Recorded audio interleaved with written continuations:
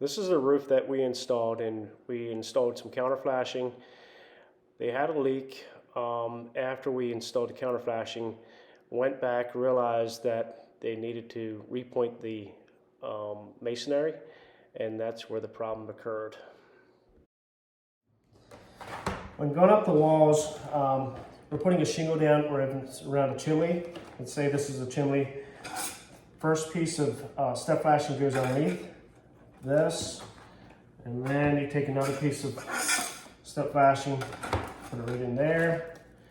Next shingle like that. Step flashing like that. We're going into masonry. We will customize this piece of counter flashing, what we call a counter flashing, and approximately has about 1/4 inch to a 3/8 of an inch, up to a 1/2 inch that goes into the wall, and then that goes right over top of the step flashing. Gives a nice detailed flashing look. After we install the counter flashing the correct way, and some people do not,